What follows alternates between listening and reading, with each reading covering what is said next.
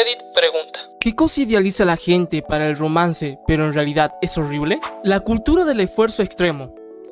Estar agotado y quemado 24/7 no es un rasgo de personalidad. De verdad, mucha gente idealiza el burnout como si fuera sinónimo de ambición o éxito. Bro, yo nunca duermo. Ese tiempo es vital. Sí, vital, si no quieres vivir mucho y además quieres sentirte terrible todo el tiempo. He escuchado muchísimas veces a celebridades e influencers decir cosas como: no tengo tiempo para eso, estoy demasiado ocupado trabajando.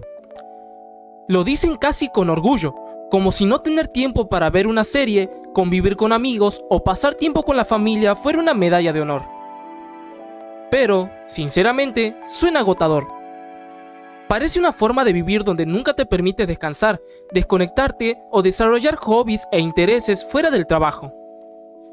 El año pasado tuve un compañero de cuarto que prácticamente se ponía ansioso cuando no podía conseguir un segundo empleo. Y no era porque estuviera pasando dificultades económicas, simplemente no sabía qué hacer consigo mismo cuando no estaba trabajando. Una vez incluso describió su hobby como tomar cerveza con los compas. No sé por qué, pero eso me dejó una sensación rarísima. Literalmente se me erizó la piel porque me hizo pensar en lo fácil que es perder una identidad fuera de producir y trabajar constantemente. Y ojo, creo que en tus 20 tiene sentido pasar por una etapa así. Todavía estás intentando construir tu futuro, encontrar estabilidad o abrirte camino. También entiendo a la gente que trabaja muchísimo porque odia su empleo actual y está tratando de crear una salida o un proyecto propio después de horario laboral. Eso lo puedo comprender perfectamente. Lo que no logro entender es cómo algunas personas, sobre todo las que conozco en ventas o finanzas, mantienen ese ritmo durante décadas, ya bien metidos en la mediana edad, sin aparentar agotarse nunca. No sé cómo lo hacen, honestamente. A veces pareciera que funcionan únicamente a base de café, estrés y quién sabe qué más. Supongo que hay etapas en la vida donde tiene sentido enfocarse al máximo y perseguir tus metas con intensidad. Quizá también lo veo así porque soy emprendedor y todavía relativamente nuevo en eso, así que mi negocio aún depende muchísimo de mí. Pero incluso con todo eso, trato de asegurarme tiempo libre lejos de internet y del trabajo, aunque al final solo sean un par de horas al día. Porque trabajar sin parar puede darte dinero, pero no necesariamente una vida que realmente disfrutes.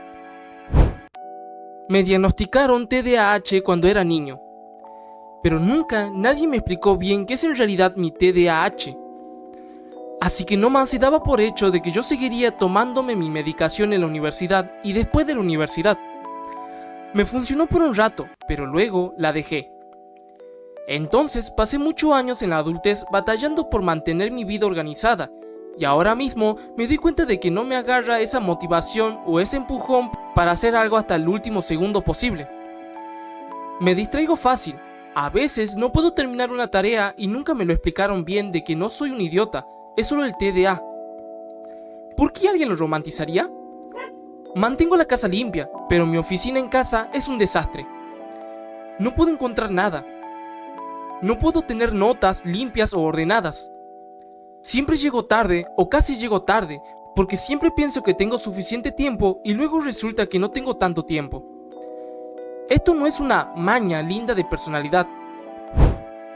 La relación entre Joker y Harley Quinn. Muchísima gente la ve como una pareja icónica o apasionada, cuando en realidad es una relación extremadamente tóxica, manipuladora y abusiva. Pero aún así se romantiza muchísimo, sobre todo en internet y en ciertos grupos que la presentan como el ejemplo definitivo de amor loco. También está la obsesión con ser extremadamente famoso. Mucha gente idealiza la fama como si fuera la meta máxima en la vida, aunque, honestamente, creo que lo que realmente atrae a la mayoría no es la fama en sí, sino la riqueza, la atención y el estatus que vienen asociados en ella. Aún así, entiendo el atractivo de ser reconocido por algo que haces. A mí, por ejemplo, sí me parece bonita la idea de tener cierto nivel de fama, pero más en un sentido de nicho. Que haya personas que te reconozcan porque realmente conecten con tu trabajo o con lo que creas, no al nivel de no poder vivir tranquilo. porque ser una celebridad gigantesca debe ser agotador. Es imposible que un artista pop de tamaño de Taylor Swift pueda ir tranquilamente al supermercado sin que decenas de personas la reconozcan o la graben. En cambio, alguien como Carly Rae Jepsen probablemente todavía tenga un poco más de libertad para moverse en público sin que cada salida se convierta en un evento. Y sinceramente, creo que ese punto medio suena muchísimo más sano. Estar ocupado y no tener tiempo ni para pensar. La gente idealiza el cansancio y ocupado como si eso significara que eres importante. En realidad, lo que significa es que no tienes límites. Tener disponibilidad todo el tiempo no es ninguna virtud, es una desventaja. Tu cerebro necesita tiempo muerto. La cultura del hustle vende el desgaste como si fuera ambición, ese es el truco. Por un tiempo estuve viviendo una vida en la que no tenía tiempo de verdad ni para sentarme y relajarme, ni siquiera después del trabajo. Todo el tiempo tenía algo que hacer. Cuando se acabó esa etapa de mi vida, quedé mentalmente agotado y fui con el doctor. Me dieron licencia médica por 4 meses y fui a terapia. Definitivamente no me voy a volver a hacer algo así a mí mismo. El TDA y el TOC. En realidad, casi cualquier trastorno mental termina siendo romantizado en Internet, pero siento que esos dos se llevan gran parte de eso. A mí me diagnosticaron ambos y he tenido que lidiar con ellos prácticamente toda mi vida. Y sinceramente, puede sentirse como una tortura constante. Tengo TOC y la verdad es terrible. Vivir con el día interrumpido una y otra vez por pensamientos intrusivos o compulsiones que no puedes ignorar, porque si lo haces sientes que algo malo va a pasar, no tiene nada de divertido, tierno o excéntrico. No es una característica curiosa de personalidad ni algo encantador. Cambiaría cualquier individualidad que eso me pudiera dar por una vida normal sin pensarlo 2 veces. Y el TDA tampoco es esa versión graciosa y caótica que la gente muestra en redes. El mío ha sido horrible. Me ha llevado a acumular miles de dólares en deudas por compras impulsivas y por no saber controlar ciertos impulsos. Hace poco decidí que voy a hablar con un psiquiatra sobre empezar medicación, porque vivir a pura fuerza de voluntad claramente no me está funcionando. Además, estoy cansada de pensar todo el tiempo. Mi cerebro nunca se apaga. Jamás. Incluso cuando duermo, sueño todas las noches y siento que mi mente sigue trabajando sin descanso. Siempre hay algo pasando ahí dentro. Honestamente, solo quisiera saber cómo se siente tener un momento de silencio mental y claridad. También he perdido amistades por culpa de esto. Me cuesta muchísimo mantener la comunicación constante con la gente. Responder mensajes, seguir conversaciones o simplemente mantener contacto regular puede convertirse en una tarea enorme. Mucha gente lo interpreta como desinterés, cuando en realidad es algo con lo que lucho constantemente. La vida contra puede ser muy difícil. Supongo que lo bueno de la depresión crónica es que nadie la encuentra linda o interesante. La mayoría simplemente piensa que eres flojo o que estás exagerando. Y sí, me desespera cuando la gente dice cosas como "ay, mi TOC está apareciendo solo porque acomodaron unos objetos o les gusta el orden". El TOC no es ser organizado. Es una condición que puede incapacitarte, destruir relaciones, afectar tu trabajo y hacerte vivir en un estado permanente de ansiedad. Lo mismo pasa con el TDA. Me molesta muchísimo cuando alguien dice, "ay, olvidé lo que estaba diciendo, ¿qué tal el mío, jaja?". No es una manía divertida ni una pequeña distracción graciosa. Tratarlo como algo insignificante hace que se minimicen experiencias muy reales y agotadoras que muchísima gente vive todos los días. A mí incluso me diagnosticaron mal con TOC en un principio. Tengo depresión, TDA y autismo, así que quizá, visto superficialmente, parecía encajar. Y claro, la gente hacía los típicos comentarios de, "seguro tienes el departamento impecable". Pero no. Para nada. Recuerdo que en la universidad mi psiquiatra me pidió que le hablara sobre mi supuesto TOC. Le describí algunas conductas y prácticamente se rió, no de mala manera, sino porque quería dejar claro que había una diferencia enorme. Me dijo algo como, "el TOC suele parecerse más a pensar que, si no cierras la puerta 3 veces, algo terrible le pasará a tu mamá". Fue un golpe de realidad bastante fuerte, y honestamente, no puedo imaginar lo difícil que debe ser para quienes tienen síntomas todavía más severos o trastornos que se superponen entre sí. Cuando los rasgos son muy marcados, vivir así puede sentirse como una agonía diaria. Aunque también creo que, en algunos casos más leves y con apoyo adecuado, ciertos rasgos pueden aprender a manejarse e incluso convertirse en ventajas en situaciones específicas. El hiperfoco, por ejemplo, a veces permite concentrarse de una forma impresionante. Algunas personas desarrollan maneras distintas y muy creativas de resolver problemas o pensar procesos que otros ni siquiera notarían. Pero al final todo depende de dónde estés dentro del espectro, que otros rasgos o trastornos se mezclen con eso y, sobre todo, de cuánto apoyo tengas alrededor. Porque Internet suele romantizar estas condiciones como si fueran simples peculiaridades interesantes, cuando para muchísima gente representan años de agotamiento mental, ansiedad y lucha diaria. Las parejas que están completamente obsesionadas contigo. Mucha gente lo romantiza como si fuera la prueba máxima de amor, pero en la vida real no es sano en absoluto. Creo que, si somos honestos, la mayoría de las personas no fantasea con una obsesión real. Lo que quieren es una pareja muy cariñosa, muy atenta o un poco celosa de vez en cuando. Quieren sentirse importantes y ser el centro de atención de su pareja dentro de límites saludables. Y cuando dicen quiero que esté obsesionado /diagonal conmigo, normalmente están exagerando o usando la palabra de forma ligera. Porque, como alguien que sí tuvo una pareja realmente obsesiva, puedo decir que da muchísimo miedo. No tiene nada de romántico. Al principio quizá parece intenso o halagador, pero poco a poco se vuelve sofocante, agotador y hasta peligroso. Creo que muchas veces la gente en realidad busca algo más parecido a la relación entre Thomas Adams y Morticia Adams. Una relación donde hay amor total, lealtad y admiración mutua, pero donde ambos siguen siendo individuos completos. Una dinámica donde cada uno anima al otro a abrazar su rareza y ser auténtico sin vergüenza. Y sinceramente, eso no debería ser polémico ni raro. El problema es que casi no hay representaciones sanas de ese tipo de amor en los medios, así que mucha gente termina confundiendo intensidad emocional con obsesión. Todo el mundo cree que quiere una pareja obsesionada, hasta que realmente le toca vivirlo. Porque no es cool que un adulto dependa emocionalmente de ti al punto de convertirte en el centro absoluto de su existencia. Mucha gente pasa por alto la enorme diferencia entre alguien que tiene una vida propia, opciones y estabilidad emocional, pero aún así decide estar contigo, y alguien que literalmente te necesita para funcionar. Cuando una persona depende de ti de esa manera, las dinámicas de la relación pueden volverse muy oscuras y dañinas. Yo tuve un ex que estaba obsesionado conmigo de verdad. Después de que terminamos, se tatuó mi nombre en el pecho y llegaba a quedarse dormido afuera de mi casa esperando verme.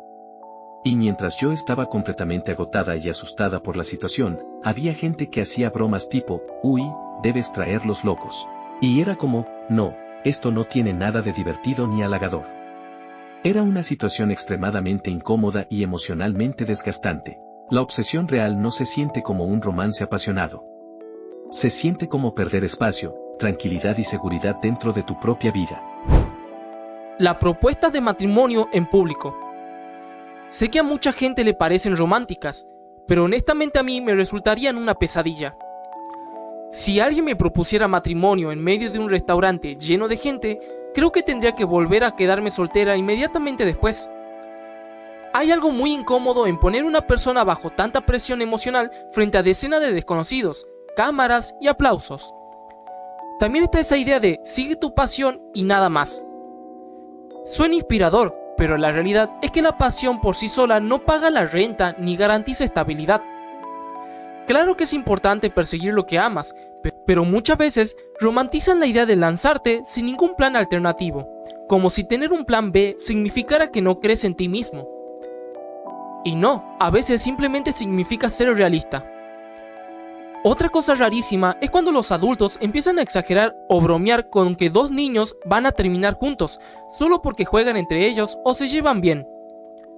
Mientras tanto, los niños ni siquiera tienen forma de detener la conversación o expresar lo incómodo que puede sentirse, y ningún adulto interviene porque todos piensan que es adorable. Honestamente, siempre me ha parecido extraño proyectar ideas románticas sobre niños tan pequeños. También siento que programas como Love Island y toda la cultura de las citas basada únicamente en el ligue han sido súper idealizadas. Todo se presenta como algo emocionante, intenso y divertido, pero muchas veces termina generando relaciones superficiales, dinámicas poco sanas y una necesidad constante de validación. Y hablando de cosas romantizadas en internet, la manía y toda esa estética de Manic Pixie Dream Girl. Sí, durante episodios de manía puedo gastar más dinero, ser más graciosa, hablar más y sentirme mucho más libre o impulsiva. Desde afuera incluso puede parecer divertido o interesante. Pero la gente no entiende que muchas veces estás a un paso de un episodio muchísimo más grave o de hacer algo realmente destructivo si no tienes cuidado.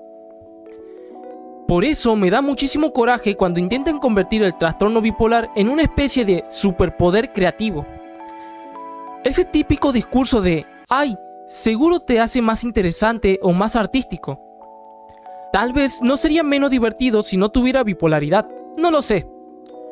Pero estoy completamente seguro de que habría sido menos probable lastimarme a mí mismo o herir a otras personas cercanas durante ciertos episodios.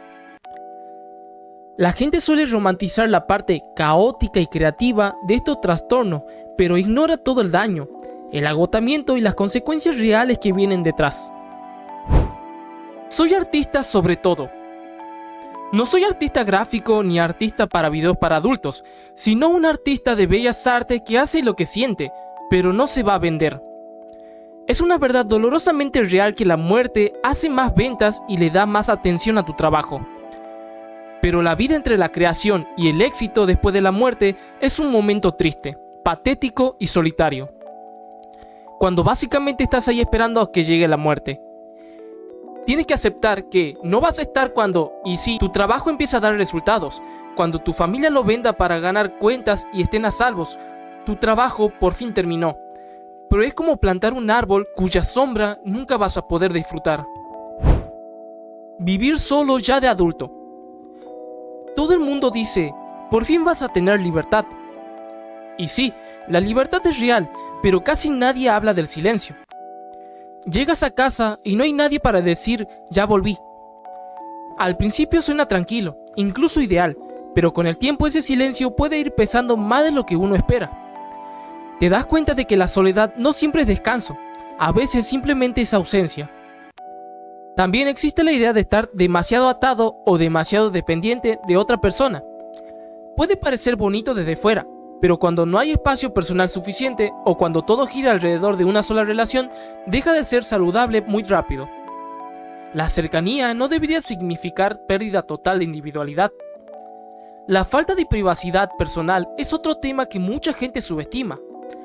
No es solo estar solo físicamente, sino tener espacio mental, emocional y físico propio sin sentirse observado o condicionado constantemente. Sin eso, es difícil mantener equilibrio. Sobrevivir a situaciones de abuso es algo que también suele romantizar desde fuera con frases como «eres fuerte por haberlo superado». Y aunque puede haber resiliencia, la realidad es que ese tipo de experiencia muchas veces deja huellas profundas. No siempre se supera como si nada, a veces te cambia de forma que tarda años en entender, y otras ni siquiera eres consciente de todo el impacto hasta mucho después. No te conviertes en alguien más fuerte de forma simple, sino en alguien que ha tenido que reconstruirse en medio de cosas difíciles. El alcohol también entra en muchas de estas narrativas normalizadas o minimizadas, cuando en realidad puede tener efectos bastante serios dependiendo del contexto y la frecuencia del uso.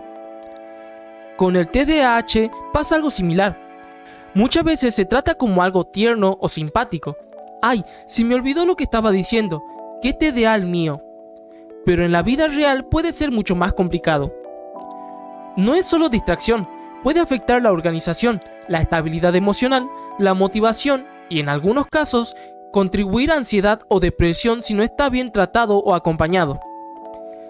También está la idea de tener hijos como algo automáticamente aspiracional o positivo, cuando en realidad es una responsabilidad enorme que cambia completamente la vida de una persona.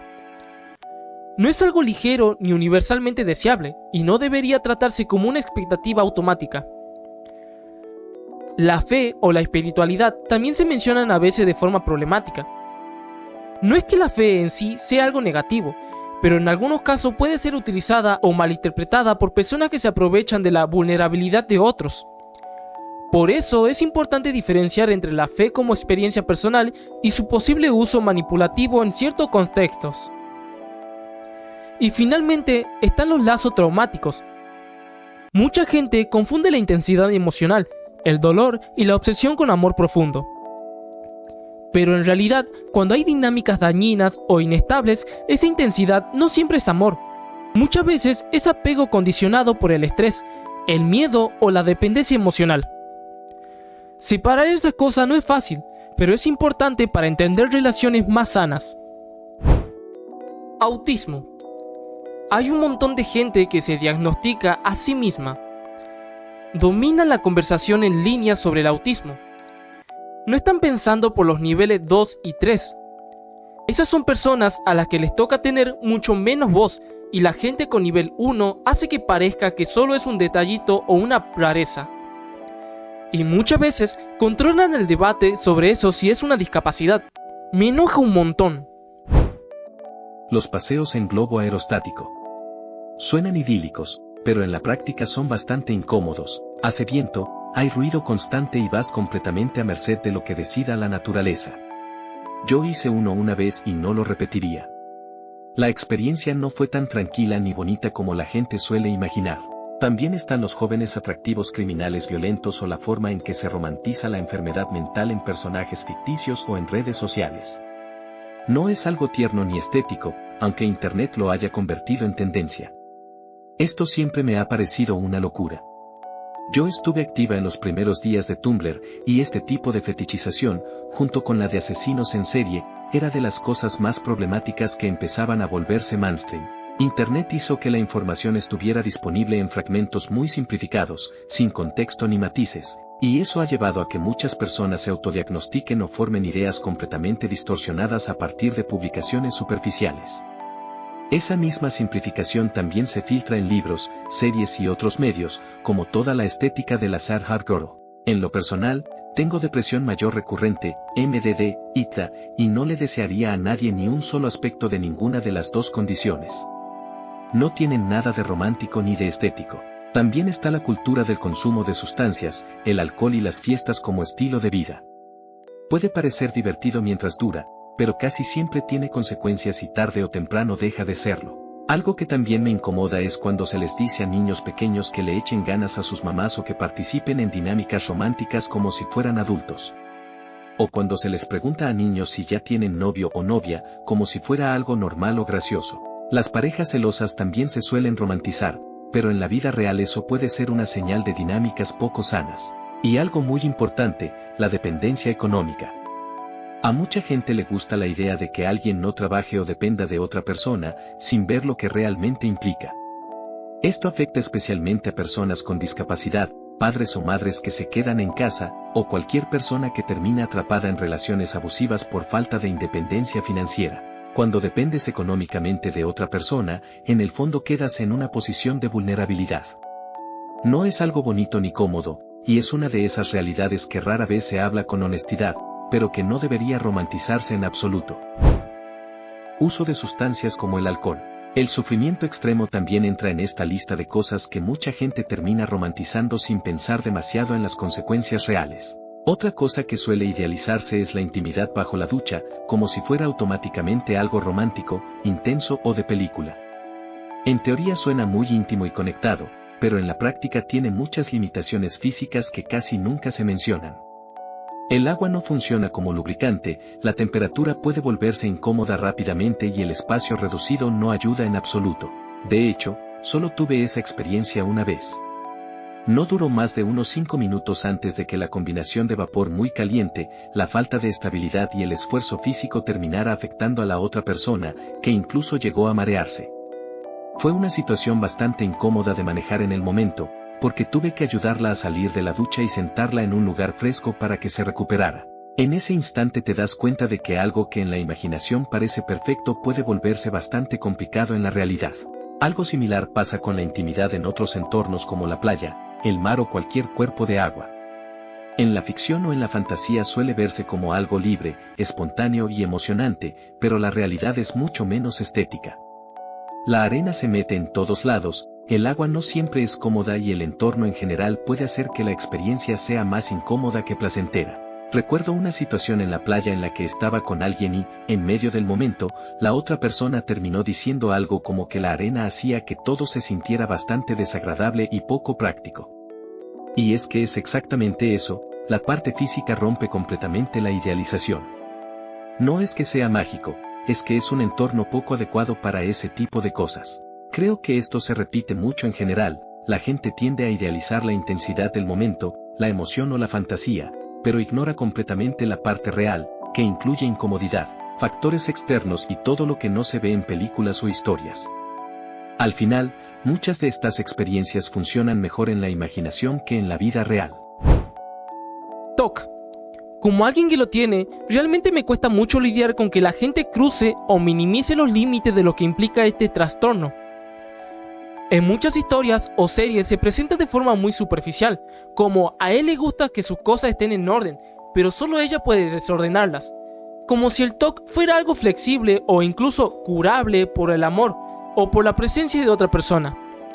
Esa idea está completamente alejada de la realidad. La realidad es que, cuando estás en un episodio complicado, algo tan simple como llegar a un espacio que estaba ordenado y encontrarlo desorganizado puede disparar niveles muy altos de ansiedad o incluso una crisis emocional. No es una manía estética, es algo que puede afectar profundamente tu estabilidad mental en el momento. Mucha gente que dice cosas como "soy tan OCD" en realidad se refiere a ser ordenado o meticuloso. Pero el trastorno obsesivo-compulsivo es otra cosa muy distinta. Implica pensamientos intrusivos que pueden ser incapacitantes, ansiedad intensa y compulsiones que se realizan no por gusto, sino como una forma de intentar aliviar el malestar psicológico muy fuerte. En muchos casos, esos rituales pueden llegar a afectar físicamente a la persona, como el lavado excesivo de manos u otras conductas repetitivas que buscan reducir la ansiedad. También puede ser extremadamente agotador y hasta vergonzoso en lo social. Hay momentos en los que puede sentirse obligado a realizar ciertas acciones en lugares públicos, siguiendo patrones, números o reglas internas muy específicas, incluso cuando sabes racionalmente que no tienen sentido. Aún así, no hacerlas puede generar una sensación de angustia muy difícil de manejar. Desde afuera puede parecer extraño o raro, pero desde dentro es una experiencia completamente diferente. Los pensamientos intrusivos suelen ser incluso más pesados que las compulsiones en sí. No es solo el acto repetitivo, sino la carga mental de sentirse responsable o amenazado por ideas que no elegiste tener. Es una forma constante de ansiedad que puede desgastar mucho a nivel emocional. En lo personal, me frustra bastante cuando se romantiza o trivializa el TOC en internet y en la ficción.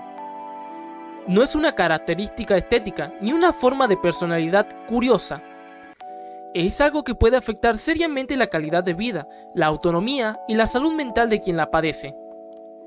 Y lo más difícil es que, desde fuera, muchas veces no se ve. Por eso parece fácil opinar o usarlo como broma, cuando en realidad vivirlo día a día es completamente distinto a cómo se representa.